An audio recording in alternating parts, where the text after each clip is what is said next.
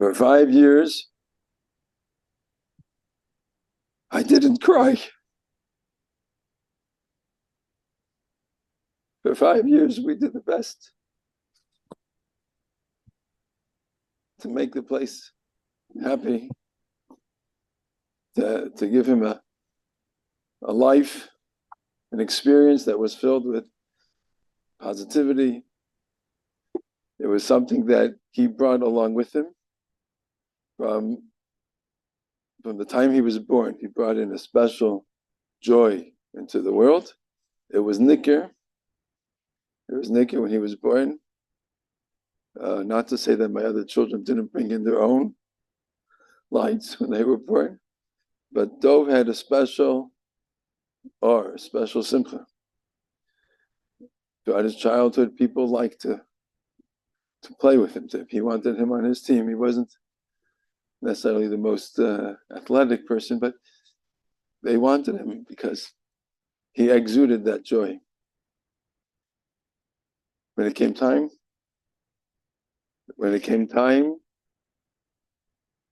that this Nisayan started, he was unbelievable. He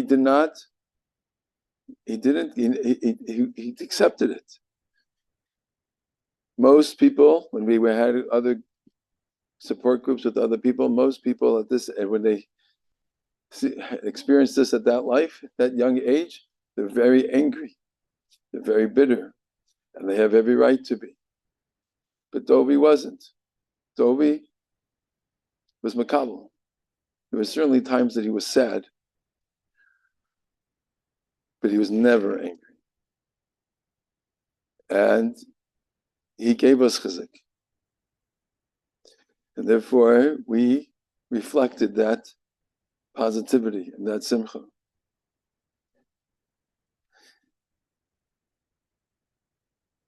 And it was rough.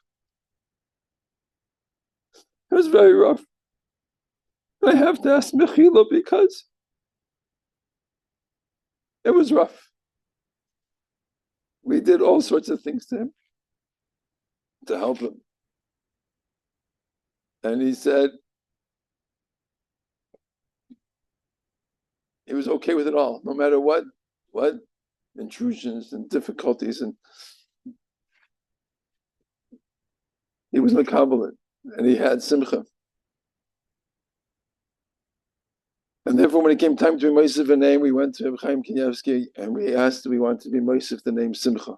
Because that was his essence.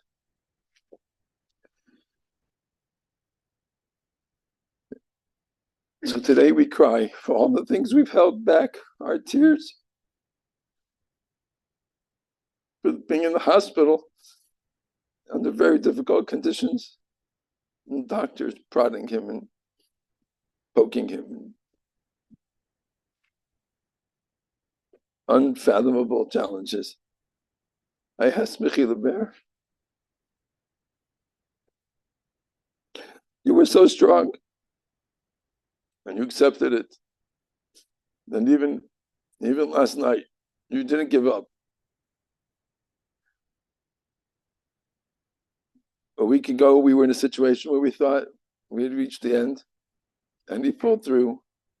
Last night, we reached the point where we thought we were at the end, and again, he pulled through. And he fought to the end. So today we cry. But Dovi, I'm not crying for you because you are now in a place where you can walk. You're in a place where you can dance. You're in a place where you can fly. And the doors of Shemayim undoubtedly were flung open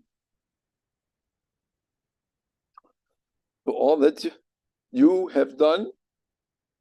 You were Mekabel Yisurim, but you were also Mechazik, many people.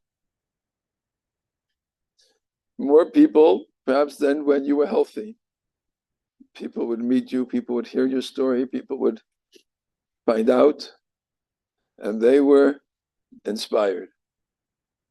I heard a Kaval in the court from The Moshe Shapiro, you say that he was talking to parents of children who also were in difficult situations, and he said that people might ask, what is the tafkid? What's the purpose of children having to go through such challenges, or people going through such challenges? When they reach a state where they can't talk, the Ovi was at a stage where he couldn't move a single muscle, not even his eyes. So what are they able to accomplish in this world? So Moshe Shapiro said, when a person comes and encounters such a neshama in such a situation, they are filled with rachamim. They are filled with compassion. And that is one of the midas of HaKadosh Baruch Hu. And therefore they bring the midah of Elokus into the world, and they bring it to other people. And they're able to reach people that perhaps might have hearts that are too hard and not open. But when they encounter people like Simcha Dov, they soften, they melt. They are filled with the midah of Elokus. And therefore he says they are able to bring Hashem's presence into the world, perhaps better than the people who are out there being mekarev tens or hundreds of people. And they struggle, and there are many people that are not impacted by them, will be impacted by people like Simcha Dov. And therefore they accomplish in just their battle and their perseverance more so than many people who are able to walk and talk and inspire through words and actions. Dovi was able to do it just by being Simcha Dov, being Simcha Dov. So today, not only do we cry, we also rejoice that Simcha Dov is now in a place of tremendous simcha, and no longer has to struggle and fight this battle, that the prison of the body that he had. And he withstood that nisoyin awesomely. So based on Shamal, if you're listening to me, he gets a perfect 10. I also want to take just a minute to thank certain people that need to be thanked. First and foremost is my wife, whose dedication to her children, to our children, are unbelievable, unparalleled, and led the charge in making sure that Simcha Dov was taken care of in every way possible. And for many, many more things. Also want to thank my children for all that they've done. Each have put themselves out in tremendous ways and have done amazing things for us. And the people in our shchuna, the people in our nof that have helped us, have come to mispal with us, gave us chizik. The two people specifically need to have an extra mention, and one of them is Ram, who's not here yet, but that was his, what? He said he's going to try. His caretaker was tremendous, Mesiras Nefesh Ad Ma'od, to take care of him. And he was with us in all of the difficult times. He came with us to the hospital. He came with us to wherever we were. He was there, and he cared for him with tremendous love and dedication. And when it came time that he was now going back to India, he made sure that there was somebody else in place, and he trained the person in place, and he did it all on his own without any help of our own. The care that he showed was exemplary. The other person that stands out that really needs to be recognized is Dr. Gensler. And I'm going to ask him to say a few words shortly. And he has been the Malach Elokim Tzvakis Mamish. He's helped us. He's dedicated himself to make sure that we were able to be home. And we had a home hospital, and we could be taken care of at home and not going to the hospital and have to be exposed to everything that's in the hospital. And 24/7, and I don't mean 24/6, 24/7, he was there Sometimes, at least 4 times I called you on Shabbos. At least 4. I think once you came on Shabbos too. It was unbelievable. And we were able to be, the biggest gift is we were able to be home. And I remember feeling last night when we knew that we had reached the end, we were able to be home. We weren't surrounded in doctors. We weren't surrounded in a hospital, and no one was prodding him and poking him and who knows what, and having to be chayshish for all sorts of things. We didn't have to fight. We were home and we were taken care of. And even though he was in the hospital, we were on the phone with him constantly. And when he couldn't be there, he sent someone else to be there. And we were able to be home. There's no bigger gift that he gave us than the ability to have that support and to be home. And at the end, Simcha Dov was home and at peace. It was very peaceful. It was tremendous, tremendous bracha. And anything he says, by the way, anything he says after this, that he's going to say nice things about me and my wife, it's because of him. So the more you say, it's reflecting back on you.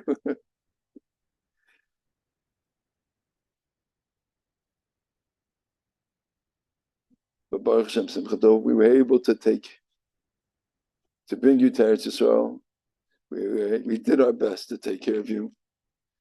And Baruch Hashem, now you're able to be zeichet to be buried in Eretz Yisrael and Har Menuchas.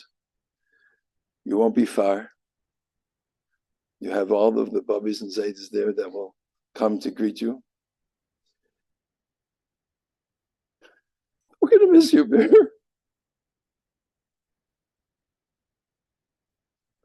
But you will never be far. Okay, Shlomo?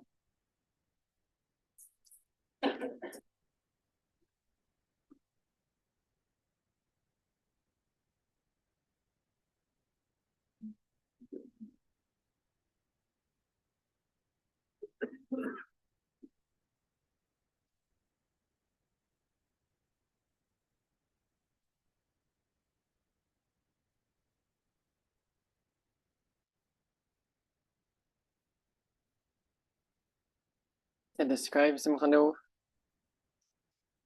אי אפשר. His avodah, his midas, his mahus. There's many, many, many stories we're going to hear. But as always, it's not possible.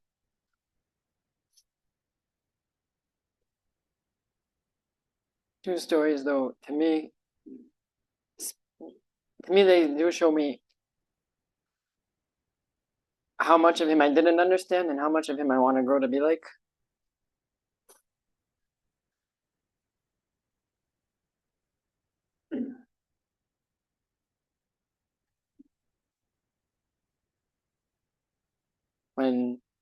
When Simcha Dov, the family went with him back to America for treatment, and after that they came back to Eretz Yisrael. Shortly after they came, we were in the house, and he was in a wheelchair, and my son was 3, maybe even 2, and he asked me, "Daddy, why can't he move?" I said, "Because he has ALS." And he said, "Why?" I said, "Why didn't you ask him?" And I took him over to his wheelchair, and I asked him, I said, "Mordechai wants to know."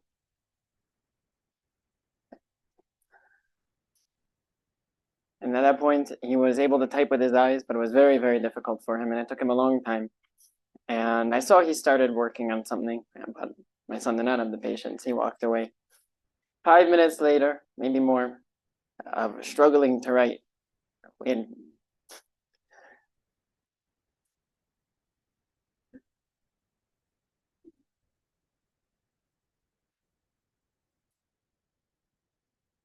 I heard the electronic computerized voice say, "Because God gave me a gift."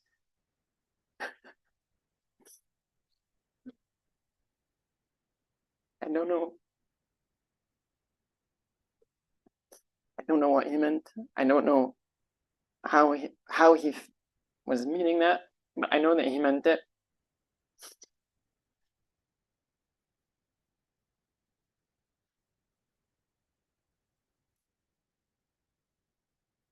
Even before that, from the very beginning, after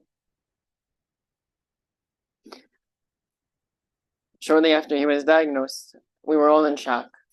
I don't remember if he was in a wheelchair or early the wheelchair, or if he was walking on crutches even. But it was a few weeks, I think, after he had been diagnosed, and it was Friday before Shabbos. He went. My father went with him. He walked early to shul to be there on time. I was going to go a bit later, and I was in the house when my mother was madlik the neighbors for Shabbos, and that was maybe the one time. It was the first time that I saw her cry. Cried hard for Simcha Dov. And I remember, I got excited at the time. A mother's tefillas with tears by the neighbors. I went to shul, and I was very excited. I told Simcha Dov, I said, "You should know, mommy just was by the neighbors, and she was crying also." And I thought it would give him chizuk to know that hope is on the way. And he got very, very still and quiet. I said, "What's wrong?" And he said, "Oh no, I made her cry." So I want to start off by saying I feel extremely humbled to be called to speak here. I definitely feel a part of the family, very much so. I mean, we've been through a lot of thick and thin through the last few years. And I can say, as a doctor, the whole thing was filled with, hashgacha pratis, from the way it started at the beginning to all the way until the end, how it came full circle. And I could just say, I met Rabbi Kasavsky in America when I went in for a medical flight, and he was sitting there with a good friend of his, David Shmuel Greenstein, who I know, and he introduced us.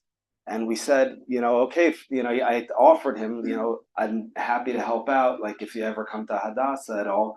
And we took down numbers. It turned out that when things started to get a little bit more complicated at home, and I want to start off by saying, I don't think people understand what good care means until they could see the way the Kasavskis took care of Simcha Dov. It's beyond the pale.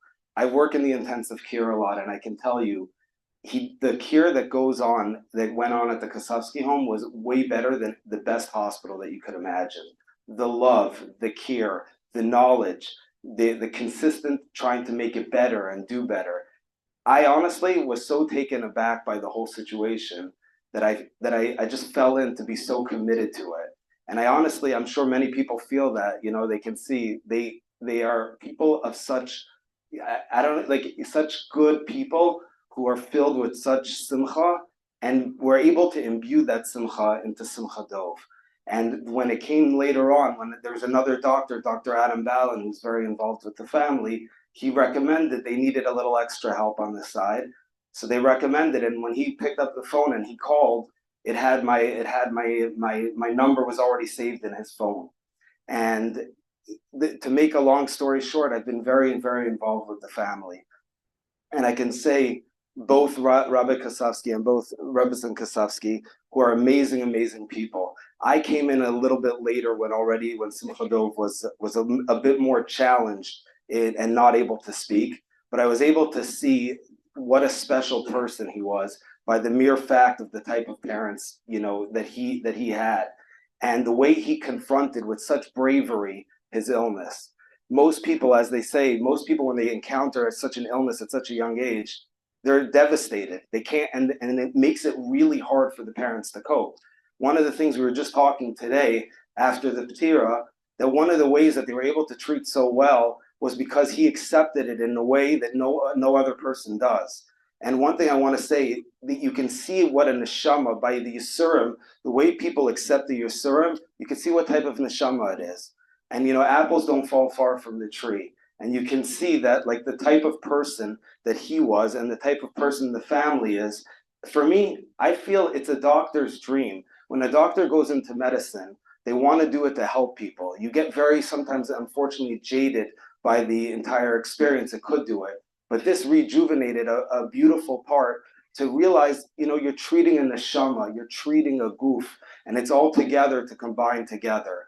And I think, the whole idea of having a nechama from this whole thing is to change the perspective of how we look at it. He gave us the ability to love. The cherish of the word of love is hav, to give. He gave us all the ability to give. I can say that so many people are touched by Simcha Dov. You could think of all the WhatsApp groups. You could think of all the things that are constantly were inspiring people all around, that inspired me and touched me very deeply. And I'm sure it touched all of you very deeply. And I think it's something really special that we could take, instead of looking at a cup half empty, it's a cup half full. He's changed so many people's lives. And to look at how we can all improve ourselves, that when we see somebody else in these types of predicaments, how we could all be a part of it to make the situation a bit easier. And I just want to say thank you so much for allowing me in, and to try to be a type shebarayim shalayla gehanam, because I think, understanding what a good doctor should be, a doctor who knows he's just a shliach. I'm just a shliach. We were a team together. We had a WhatsApp group called Team Simcha Dov. And that's what we all were. We were just all a team together making it happen. And every one of us together were able to make it. And I personally have to ask Mechila, because as a doctor, you sometimes, as we said, you poke and prod. And there's times that I had to do certain procedures on Simcha Dov that I'm sure weren't pleasant. And I used to realize every time there was one little thing that you were able to see that was left, that he would move his muscle on his lower lip. And that would always make me feel very, very guilty. The second I saw that I would get that little lip moving, it would make me feel horrible. So I know that I caused some pain. So first of all, I want to ask Mechila, was all in order to do good for you. And I just think, like, in the way that he was nifter was in an honest way, a misa nashika, because it was a slow, steady way in order to go out. And I think it was such a bekavadik way for a tzaddik like him to go out. And so I think to look at the cup half full, that I'm lucky, and we're all lucky to have known such a special neshama, and discuss that we should be able to continue, to live the Simcha Dov life, that we can be with happiness and joy. That's Hashem.